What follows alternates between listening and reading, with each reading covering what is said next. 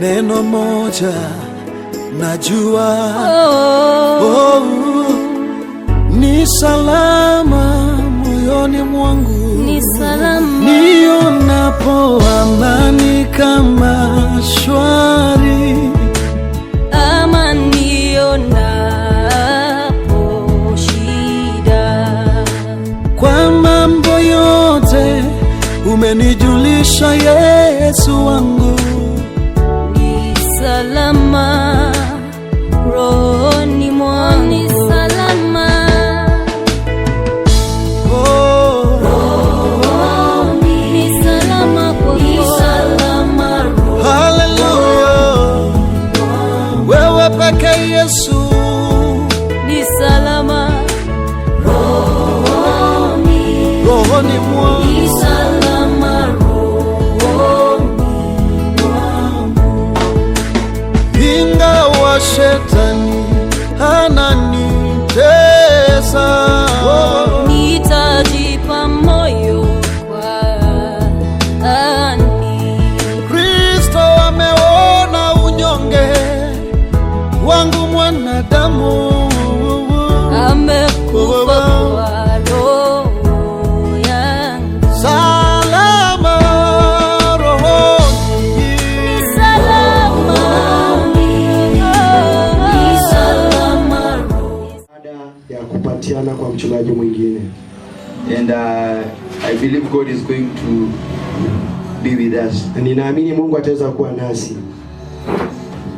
So as I get into the Bible study this morning, Tukienda kuingia katika mafunzo yetu ya Biblia asubuhi ya leo, I want somebody to open the book of Philippians nataka mtu afungue kitabu cha Wafilipi chapter 2, sura ya 2 3 to 4.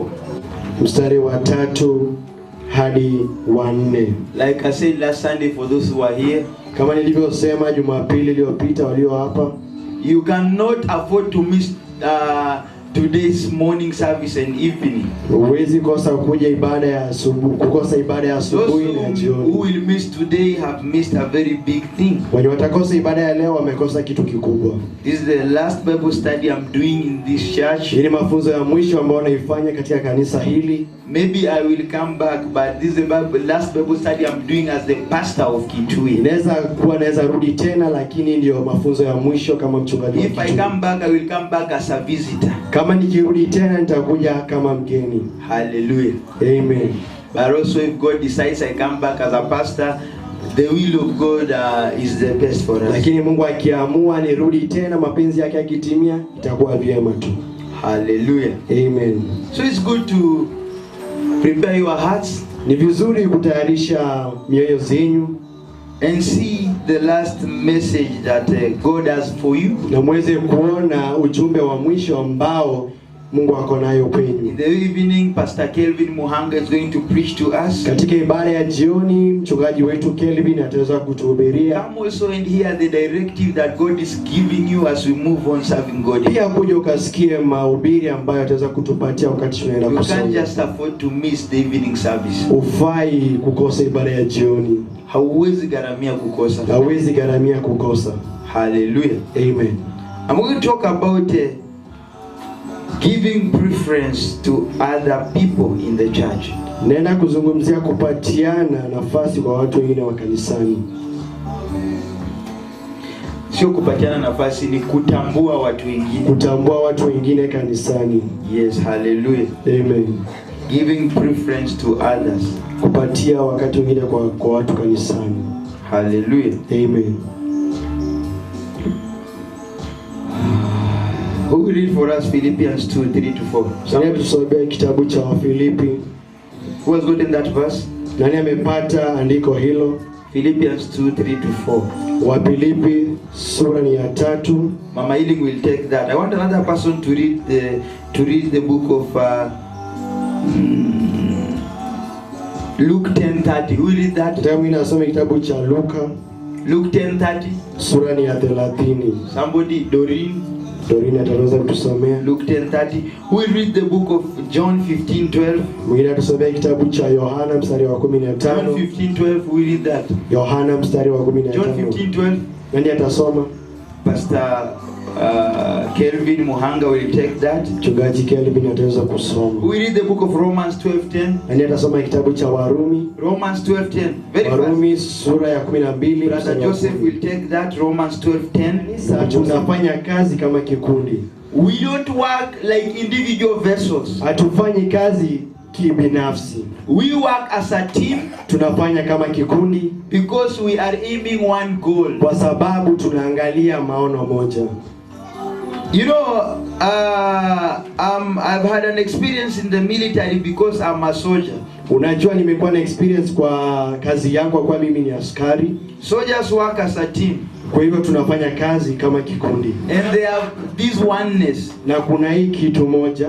Because they are guided by one ambition. Kwa sababu wanaongozwa na jambo moja. And they have one vision. Na wako na maono moja. As a fellowship of the Door Christian Fellowship Church. Kama ushirika wa the Door Christian Fellowship Church. We have our vision right there at the notice. Tuko na maono yetu pale katika kibano chetu. In this church our vision is evangelism, discipleship and church planting. Kwa hii kanisa maono yetu ni kupanda makanisa, kuhubiri injili na wanafunzi. And our purpose in this church na jambo ya kanisa hili is making disciples of all nations. Ni kufanya watu wakuwe wanafunzi wa kila taifa. So when you join the fellowship, ukijoin ushirika and you come and be one of us, ukue moja wetu, we all together aim the same vision. Sisi wote tutalenga maono moja na sababu moja. Therefore it unites us together. Itaweza kutujenga sisi wote. And when this vision unites us together, na hayo maono yakiweza kutushukanisha pamoja, it does not divide us. Haitaweza kuchawanya. It helps us to work as a team. Itatusaidia tufanye kazi kama kikundi.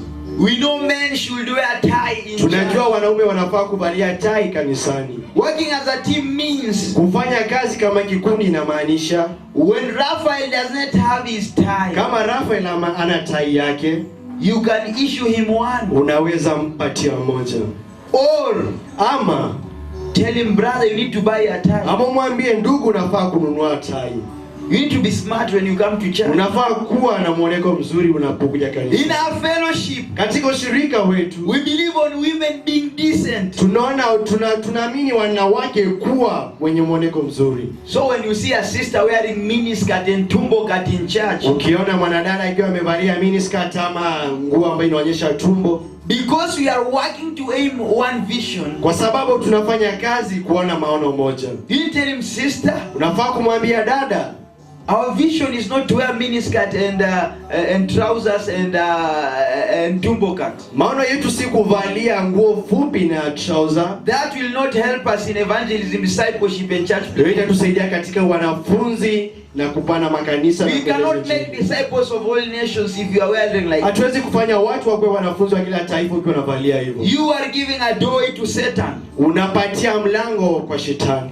And that means we are working as a team. Ndio inamaanisha tunafanya kazi kama kikundi. You did not leave everything to the pastor. Ufai kuachia mchungaji kila kitu. Some people in the church have this mentality. Watu wengine kanisani wako na hii akili. The pastor will do that. Mchungaji atafanya hiyo. Oh, the pastor has not spoken, he will speak about. Ama mchungaji atazungumza, ataizungumzia. You need to rise up. Unafaa kuinuka. Take the challenge. Chukua hiyo changamoto. Don't wait for the pastor. Usiangoje mchungaji. Praise God. Bwana Yesu asifiwe. Praise God. Bwana Yesu asifiwe. I like how some people, when they see something wrong in church, they quickly inform to them. Napenda watu hapa kanisani hapo wanaona kitu kinaenda mrama, wananijulisha. Like there are some matters, some of you have been. But in loneliness of minded each esteem other better than themselves. Look not every man on his own thing, but every man also on the things of others. Hallelujah. What does the Bible say in Kiswahili? Philippians 2:3-4. Msitende neno lolote kwa kushindana wala kwa majivuno, bali kwa unyenyekevu kila mtu na amhesabu mwenziwe kuwa bora kuliko nafsi yake. Kila mtu asiangalie mambo yake mwenyewe, bali kila mtu angalie mambo ya wengine. Hallelujah. Amen. The Bible says, let nothing be done in selfish ambition. Biblia inasema msitende neno lolote kwa kushindana. But in lowliness of mind, let each esteem others better than themselves. Bali kwa unyenyekevu kila mtu amhesabu mwenziwe kuwa bora kuliko Let each nafsi of you yake. look out not only for his own interest, but also for the interest of others. Kila mtu asiangalie mambo yake mwenyewe, bali kila mtu angalie mambo ya wengine. Let this mind be in you, which was also in Christ Jesus. Weni na nia hiyo ndani yenu ambayo ilikuwamo pia ndani ya Kristo Yesu. We need to be like Jesus. Tunafaa kuwa kama Yesu Kristo. Jesus did not have a self-interest. Yesu Kristo hakuwa mbinafsi. He was not mindful of himself. Hakuwa anajifikiria yeye mwenyewe peke yake. He thought about me and you. Alifikiria kuhusu wewe na mimi. When he died on the cross, Wakati alikufa pale msalabani, he did not really die for himself. hakukufa peke yake kwa ajili yake He peke died yake. for the sins of the world. Alikufa kwa ajili ya dhambi za dunia. My sins and your sins. Dhambi zangu na dhambi zako. Because the most thing Jesus worked for, Kwa sababu kitu kubwa ambayo Yesu alifanyia and the kazi, most thing Jesus was concerned about, na kitu ambacho Yesu alikuwa anashughulikia sana, was other people, ilikuwa watu wengine, not himself. si yeye peke The yake. kingdom of God is not selfish. Ufalme wa Mungu sio binafsi. The kingdom of God is communal. Ufalme wa Mungu ni wa kila mtu. It is a fellowship. Ni kitu cha ushirika. It is whereby people come Ni together, mahali watu wanakuja pamoja, they break bread together, wanaenda wanaomba pamoja, they help the needy. wanasaidia walio If there is a wasiojiweza, problem amongst them, anainua mashida mahali if there is a problem amongst them, interpret what I'm saying. Wanainua mashida. If there is a problem amongst them, kama kuna shida katikati yao, they're able to sort it out. wanaweza kushughulikia. Hallelujah. Amen. And this unity Na hii kushirikiana is done in the name of Jesus Christ. inafanywa kwa jina la Yesu Kristo. Christ is the one who unites us as one family. Kristo ndiye anatushirikisha kama familia moja. Hallelujah. Amen. We are Christians, Sisi ni Wakristo, followers of Christ. wanafunzi wa Yesu. Paul says, follow me as I follow Jesus. Paulo anasema nifuateni jinsi ninavyofuata Yesu. So it means Kwa hivyo inamaanisha we are all aiming one angle, sisi wote tunaangazia moving one direction, kwenda katika upande mmoja, going to heaven, kwenda mbinguni, followers of Jesus, wafuasi wa Yesu, and preaching the gospel. na kuhubiri neno la Mungu. Praise God. Bwana Yesu asifiwe. In 2 Timothy chapter 3, Katika Timotheo wa pili, Paul catalogs wicked spirits that will engulf the earth in the last days. Paulo anaongea kuhusu roho chafu ambazo zitakuja nyakati za mwisho. Paulo anazungumzia kwa zile roho chafu ambazo zitakuja nyakati za mwisho. He described these last days as perilous times. Anaelezea hizi siku za mwisho kama siku za maangamizo. Meaning to say that there'll be difficult and embarrassing times. Ikimaanisha itakuwa wakati wa shida, nyakati ngumu na nyakati za aibu. People will be bewildered. They will be swamped by difficulties. Watu wataweza kupigwa na shida Na kufagiliwa na ugumu. na kufagiliwa na ugumu. They wouldn't know how to go about according to Paul's list. Hawatajua kwenda kama Paulo. Among the problems humanity will contend with is men will be lovers of themselves. Na wanaume wataweza kuwa wapenzi wa katika maisha yao. Shida moja ambayo dunia itapigana nayo ni kwamba watu watakuwa wapenzi wao wenyewe. Shida ambayo dunia itapigana nayo itakuwa ni wanaume watakuwa wapenzi wao wenyewe.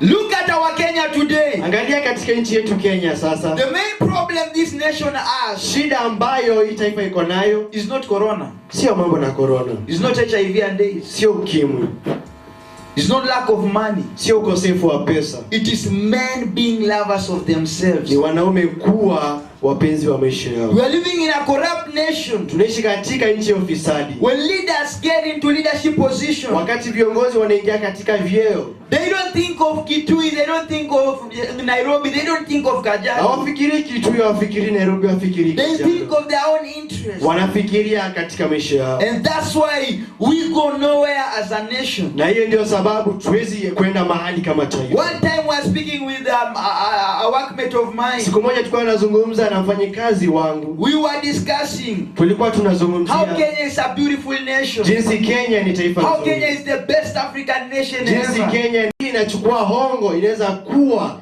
ni ya school fees. And because sometimes you are not mindful of the interest of Na people, kwa sababu hauna ile akili ya kufikiria watu wengine, We hurt other people. tunaumiza watu wengine, We heartbreak them. tunawavunja moyo, Poverty sweeps us. umaskini unatuingia, We are entangled by problems tunaingiwa na mashida mingi because of men being lovers of kwa themselves. sababu wanaume kuwa wapendwa wa maisha yao. Brethren, I want to give you a challenge in church. Wapendwa, nataka kuwapatia changamoto kwa kanisa. When you're ministering, do you only think of yourself Wakati wewe ni huduma, unafikiria wewe peke yako or you think of others? ama pia unafikiria wengine? If you know how to play the keyboard, Kama unajua kucheza piano, do you think of teaching another person to play that keyboard? unafikiria kufunza watu wengine pia? Or you want to be the only person playing keyboard in the door? Ama unataka tu kuwe ile mtu peke yake anapiga piano hapa the door? If you are in sound control, Kama pia wewe una control sound, do you think of discipling other people to be sound control like you? unafikiria kufunza wengine kuwa watu wa kuangalia sauti pia? Or you want to be the only sound control? Au unataka kuule tu wa kuangalia pia sauti peke yake? Hallelujah. Amen. If you are a good interpreter like Raphael, Kama ni mkalimani mzuri kama Rafael, do you want to challenge other men in church to rise up in the unataka interpretation kupatiana ministry? changamoto kwa wanaume wengine kanisani katika hiyo huduma? Or you want to be the only shining star? Ama unataka pia kwenda nyota ambayo inang'aa? If you are a pastor, Kama ni mchungaji, are you willing to disciple other men to even go beyond your level? unataka pia wengine waweze kuwa wachungaji kushinda ile level huko, To rise up for God and do marvelous works? kuinukia Mungu na kufanya mambo makuu? Or you just want to be the pastor year in year out? Ama unataka pia kuwa mchungaji tu hapa peke You are the yako? only one in the fellowship. Ni wewe tu mchungaji katika hiyo shirika. That is being selfish Hiyo ni kwa binafsi in the kingdom of God. katika ufalme wa Mungu. When people become lovers of themselves, everything else falls out of place. Wakati wanaume wanakuwa wapenzi katika maisha yao, kila kitu kinaangamia. Everything else is destabilized. Kila kitu kingine kinaenda mahali hakifai kuwa. That is to say, Hiyo ni kusema people are obsessed with themselves. watu wanaangalia maisha yao peke yao. They will give no regard to the welfare of others. Pia wataweza kutazamia mapenzi ya wengine katika maisha They'll yao. be unconcerned about other people. Hawatakuwa wanajishughulisha na watu wengine. We are talking about a breakdown in personality. Tunazungumzia kuhusu ubinafsi wa maanguko, Where a wicked spirit has been given a free hand to reign. mahali Roho chafu imepewa nafasi ya roho kutawala. chafu imepatiwa nafasi ya kutawala. Where apart from yourself, Pale kuliko ule ubinafsi wako, no one seems to exist. hakuna mwingine anaonekana It's kuwa. like this world belongs only to Ni you. kama hii dunia inakaa tu kama ni yako, It's all about me. ni kama tu yako All peke yako, about me. ni wako peke All yako, about me. yangu tu peke yangu. Hallelujah. Amen.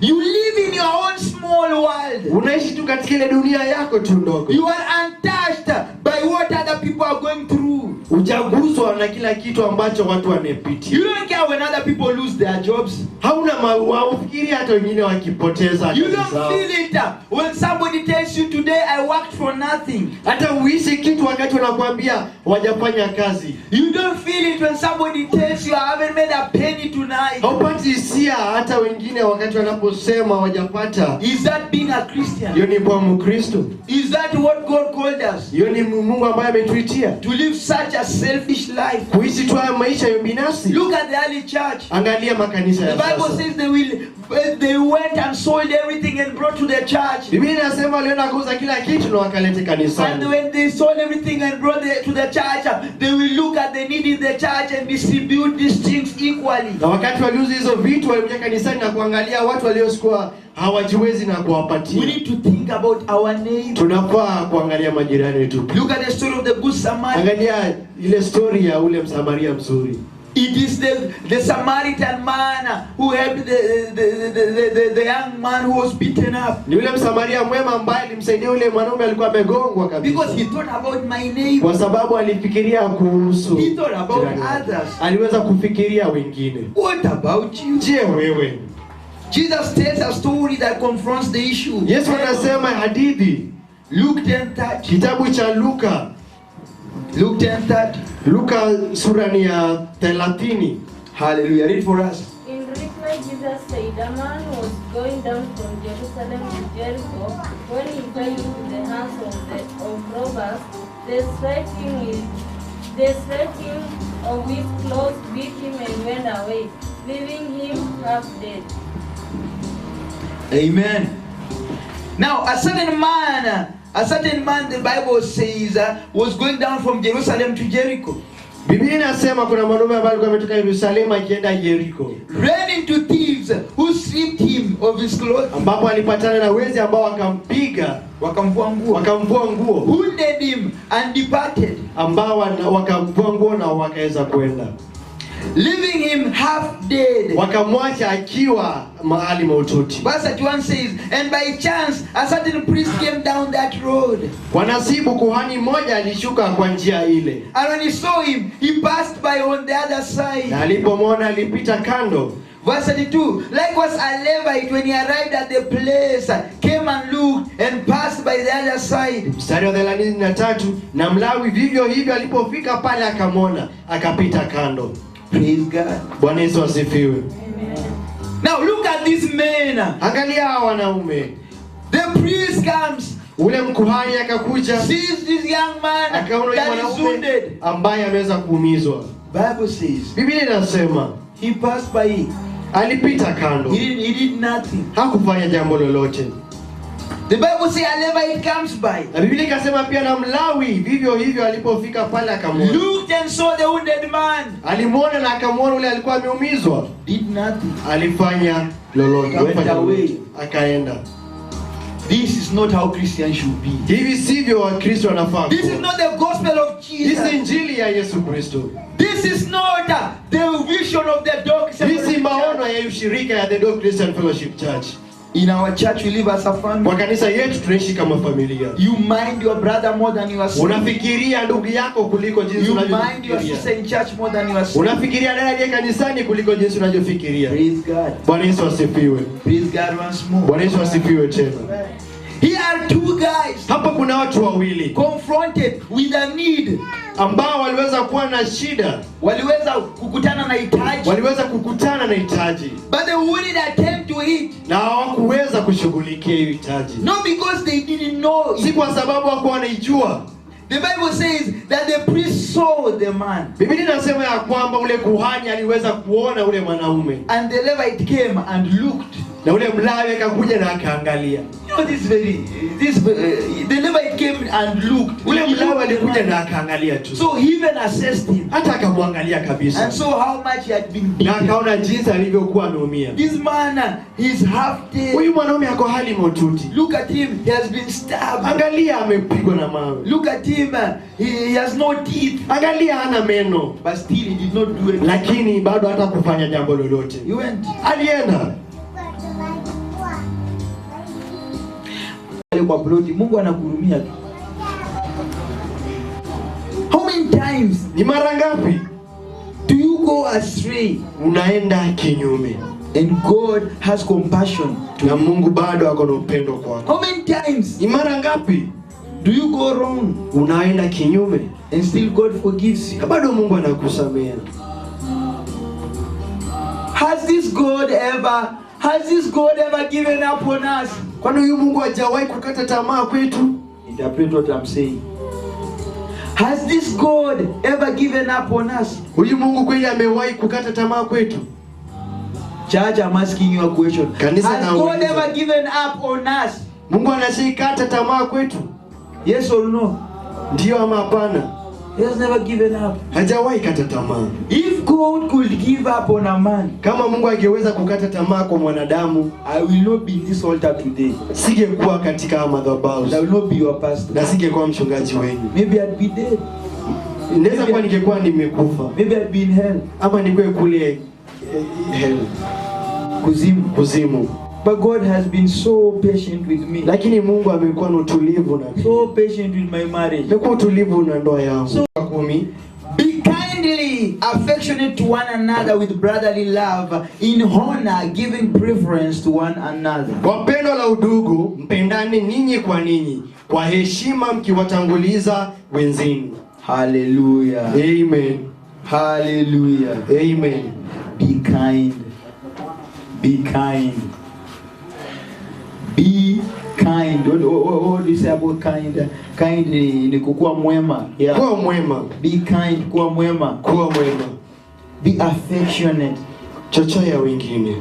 Affectionate is feeling the shoe of other people. Kuwa na hisia ni ile kujiweka katika viatu vya wengine. Know how to feel people, man. Jua kuhisi watu wengine. Feel their shoe. Hisi viatu vyao. When someone is mourning, feel like, oh, it's like you're mourning too. Wakati mtu ana feel that pain. Sikia uchungu. I remember when the family of Mama Masi were mourning. Nakumbuka familia ya kina Masi ambapo walikuwa hawana furaha. I felt like I'm the one who lost her grandma. Nilikuwa najisi kama pia nimeweza kupoteza nyanya. I could feel it. Ningeweza kulisikia. And I couldn't take it. Na singeweza kuiacha. I had to chip it in my pocket and help. Ningeweza kuingia kwa mfuko wangu na kusaidia. Because I could feel it. Kwa sababu nilikuwa nalisikia. It's like it's me. Kama ilikuwa mimi. What about you? Do you feel the shoe of others? Je, wewe unasikia viatu vya wengine? Do you feel your pastor? Unahisi mchungaji wako? When your pastor is going through a challenge. Wakati mchungaji anapitia changamoto, do you feel like you are the one going through it? Unahisi kama ni wewe unapitia hilo? Ama unasema tu ni pastor? Kwani hamjui hata mapasta hupitia shida? Church, Bwana Yesu asifiwe. Amen. Mnajua ngo wachungaji hupitia shida kweli? Ama mnafikiria kasi ni malaika? Hata sisi tunakosaka pesa, tunakuwa broke, tunafutwa kazi. Hata sisi tukanwa kwa maplot. Hata tunapigwa makofi, tunapigwa kumfu kwa plot. Bwana Yesu asifiwe. Amen. Hata sisi tunafanywaga vituko bana, sio nyinyi peke yake. Na pastor wako akilia, unasikiaga hiyo uchungu hata wewe? Ya pastor wako. Hata sisi ushikwa bila mask. Ama ulisikia pastor ashikwa? Na unasikia pastor wako amefungiwa rumande pale. Bwana Yesu asifiwe. Amen. Utaenda kumtoa? Ama utasema ni pastor atajishughulikia? Hawezi changa 100 ya kwenda kutoa pastor wenu. Bwana Yesu asifiwe. Amen. When the Bible says we feel one another, wakati Biblia inasema tuisi watu wengine pia, and be affectionate, na pia tuweze kujenga katika hiyo jambo, it has not given levels. It has not given levels. Haijapana viwango. Haijapatiana viwango. It has not said the pastor, worship team leader, married men, youth, Sunday school. Simply being affection to all people in one accord. Haijasema ilikuwe kwa mchungaji peke yake, watu wa kanisa, bali kuwe kwa kila mtu. Everyone is in that shoe. Kila mtu ako katika hilo kiatu. Feel them all. Wahisi wote. Praise God. Bwana Yesu asifiwe. As we open the book of Philippians 2:3, tukienda kufungua kitabu cha Filipi Nairobi kanisani. Praying for the church in Prescott. Tuombe kanisa iliyo Prescott. Praying for Pastor Greg Mitchell. Tuombe mchungaji Greg Mitchell. Praying for Pastor Tom Payne. Tuombe mchungaji Tom Payne. Praying for our leadership churches. Tuombe viongozi wa makanisa. Praying for our leadership churches. Tuombe makanisa ya uongozi. And praying for our baby churches. Tuombe makanisa ya that God may move and touch. Ndiposa Mungu aweze kusonga na kuguza. This morning as we go before God, asubuhi leo tukienda kwenda mbele za Mungu, Pastor Kelvin Muhanga and his wife Doreen are here with us. Mchungaji Kelvin Muhanga na mkewe Doreen wako nasi. It is a privilege to be with them. Ni vyema kuwa nao. I want us to put them in prayer. Nataka tukaweze kuweka katika maombi. That God may move and touch them. Ndiposa Mungu akaweze kusonga na kuwaguza. This morning, asubuhi, as they are taking over the church in Kitui, wakichukua kanisa ila God may give them favor. Ndiposa Mungu aweze kupatia and God may minister to their lives. Aweze kuwapatia huduma nzuri. God may give them increase. Aweze kuwaongezea. And even prosperity. Na pia aweze and God may enlarge the tents of this fellowship. Ndiposa Mungu aweze kupanua mipaka ya ushirika ya Kitui in through their lives, kupitia maisha yao. Amen. I want to ask the church, arise, go to Zarephath, which belongs to Sidon, and dwell there. See, I have commanded a widow there to provide for you. So he arose and went to Zarephath, and when he came to the gate of the city, indeed a widow was there, gathering sticks. And he called to her and said, please bring me a little water in a cup that I may drink. And as she was going to get it, he called to her and said, please bring me a morsel of bread in your hand. So he said, as the Lord your God lives, I do not have bread, only a handful of flour in a bin and a little oil in a jar. And see, I am gathering a couple of sticks that I may go in and prepare it for myself and my son, that we may eat and die. And Elijah said to her, Do not fear. Go and do as you have said, but make me a small cake from it first and bring it to me. And afterward, make some for yourself and your son. Verse 14. For thus says the Lord God of Israel, the bin of flour shall not be used up, nor shall the jar of oil run dry, until the day the Lord sends rain on the earth. So she went away and did according to the word of Elijah, and she and he and her household ate for many days. The bin of flour was not used up, nor did the jar of oil run dry, according to the word of the Lord which was spoken by Elijah. Ondoka uende Sarepta, ulio mji wa Sidoni, ukae huko. Tazama, nimemwagiza mwanamke mjane wa huko akulishe. Basi akaondoka akaenda Sarepta. Hata alipofika langoni pa mji, kumbe mwanamke mjane alikuwako akiokota kuni. Akamuita akamwambia, niletee na kuomba maji kidogo chomboni nipate kunywa. Alipokuwa akienda kulete, akamuita akasema, niletee na kuomba kipande cha mkate mkononi mwako. Naye akasema, kama Bwana Mungu wako aishivyo, sina mkate ila konzi ya unga katika pipa na mafuta kidogo katika chupa, nami ninaokota kuni 2 ili niingie nijipikie nafsi yangu na mwanangu tule tukafe. Elia akamwambia, usiogope, enenda ukafanye kama ulivyosema, lakini unifanyie kwanza mkate mdogo kaniletee, kisha ujifanyie nafsi yako na mwanao, kwa kuwa Bwana Mungu wa Israeli asema hivi, lile pipa la unga halitapunguka, wala ile chupa ya mafuta haitaisha, hata siku ile Bwana atakapoleta mvua juu ya nchi. Basi akaenda akafanya kama alivyosema Elia, na ye mwenyewe na Elia na nyumba yake wakala siku nyingi. Lile pipa la unga halikupunguka, wala ile chupa ya mafuta haikuisha, sawa sawa neno la Bwana alilonena kwa kinywa cha Elia.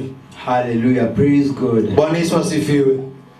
I want to talk about nataka kuzungumzia the power of multiplication. Nguvu ya kuongezeka kwa idadi. Now, the kingdom of God, ufalme wa Mungu, works in one principle. Inafanya kazi kwa kanuni moja. The principle of multiplication. Kanuni ya kuongezeka kwa idadi. How many have done maths in school? Ni wangapi wamefanya hesabu shuleni? We have the addition. Tuko na kuongeza. We have subtraction. Tuko na kutoa. We have multiplication. Tuko na multiply. We have division. Tuko na kugawanya. We have body mass. Na tuko na mayagazi juto that has all this, ambaye iko na hivi vyote. Today I'm going to talk about multiplication. Siku leo naenda kuzungumzia kuhusu kuongezeka kwa idadi. Which is the principle God works with. Ambayo ni kanuni ambayo Mungu anafanya kazi nayo. You know, this morning, unajua asubuhi ya leo, if you go to God with nothing, ukienda kwa Mungu bila chochote, sure enough you will receive nothing. Kwa hakika hutapata chochote.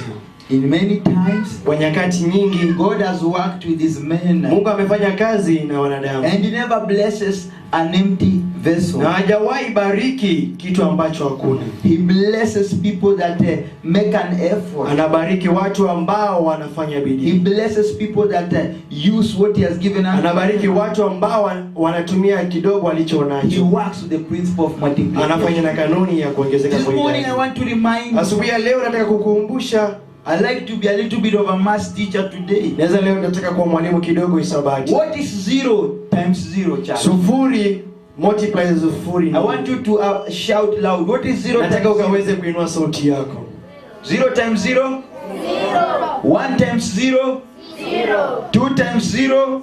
0. 3 times 0? 0. 4 times 0? 0. 1 million times 0? 0. 4 billion times 0? 0. 4 trillion times 0? 0. 10 trillion billion times 0? 0. Praise God. Bwana Yesu asifiwe. Any number, kila number multiplied by 0 ambayo imeweza kuongezewa na 0 is 0. Itabaki kwa sufuri. What about this? Je, hili? Let me try this. Acha nijaribu hili. 1 times 1? 2 times 1? 3 times 1? 4 times 1? Come on, church. I need you to speak loud. 1 times 1? 4 million times 1? 3 million times 1? 10 million times 1. 10 million. Now, the moment we added 1 to 0, wakati tuliweza kuongeza 1 kwa 0, your response began to change. Inaanza kuongezeka. Interpret what I'm saying. The moment we added 1, wakati tuliweza kuongeza 1, your answer began to change. Jibu yako ilianza kubadilika. Now you began to speak different figures. Sasa unaanza kuzungumza nambari tofauti. Why? Kwa nini? Because we added something. Kwa sababu tuliongezea kitu in our equation. Katika hesabu yetu.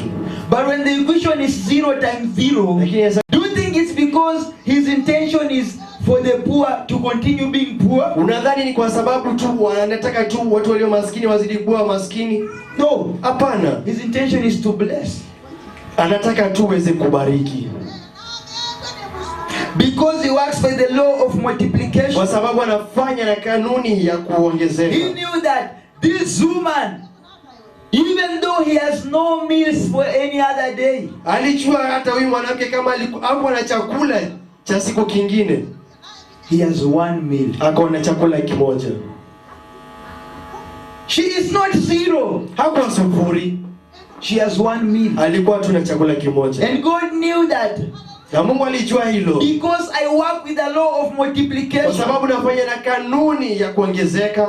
When this 1 meal will be multiplied with my servant, hiki chakula kimoja kikiweza kuongezewa na mtumishi wangu, this woman, huyu mwanamke, will never lack. Hataweza kosa. Hata kosa. She will be prosperous. Ataweza kuwa akisonga. She will experience increase. Atakuwa tu akiona tu muongezeko.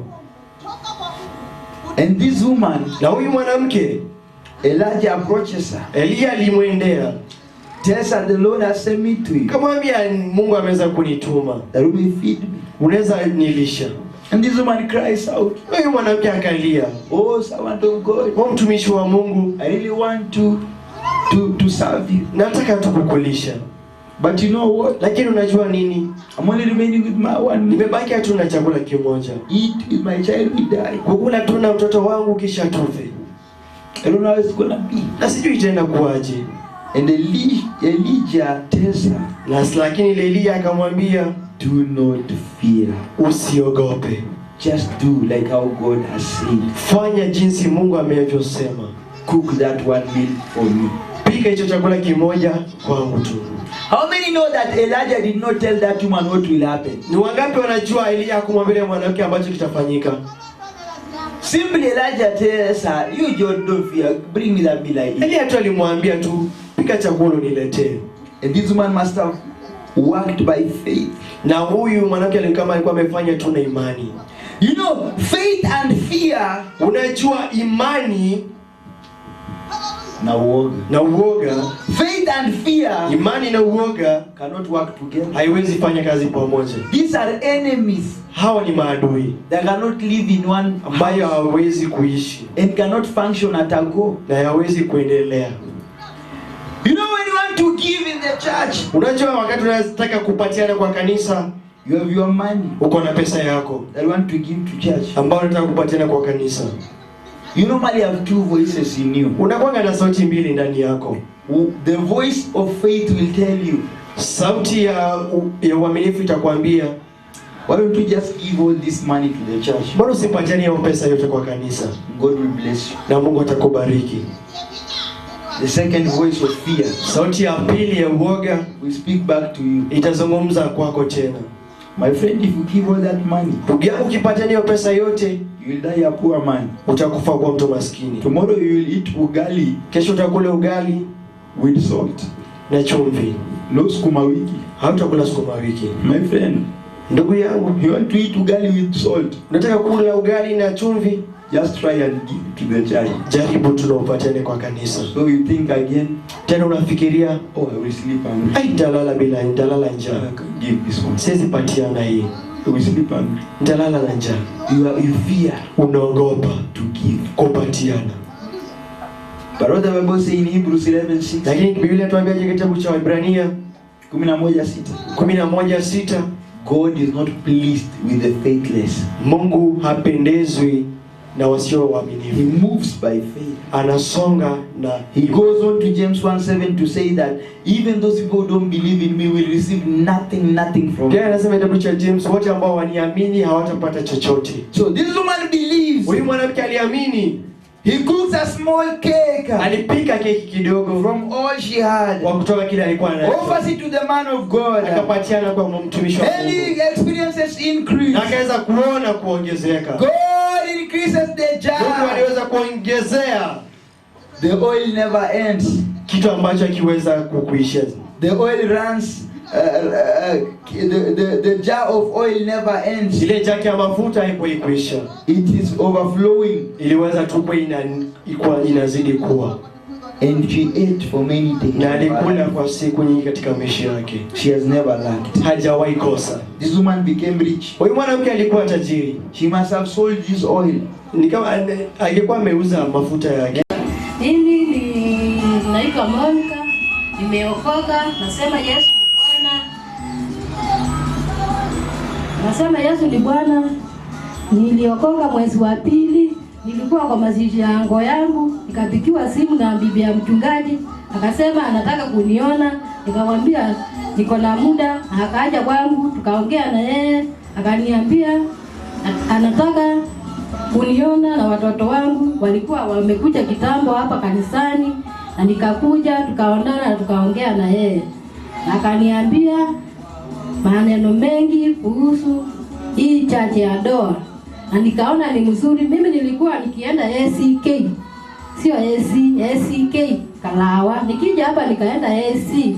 Nikaona sifanikiwi, nikatoka hapa nikaenda Yawe Fire. Nikaona sifanikiwi na nikakaa. Na huyu bibi ya mchungaji akaja kwangu akaniambia, "Wacha kukaa nyumbani peke yako. Kuja na utaona Yesu ni Bwana kwa maisha yako." Sasa mimi nimeokoka.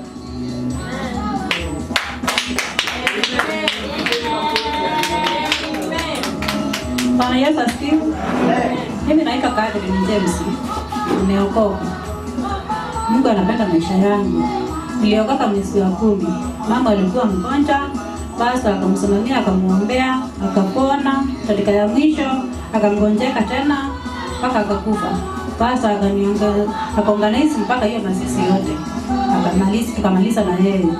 Mimi nampenda Mungu. Nilikuwa nachonga, nilikuwa nakunywa. Kule kukunywa kawaida, lakini siku hizi sikunyangi, sichongi, niko sawa. Barikieni. Nani aliwaambia wamama wachungaji? Basi hapa Kitwiba kwa mama uchonga. Wapi watu wengine? Hata Joseph atashuhudia hata kama amekuwa hapa Sunday chache. Mama Esther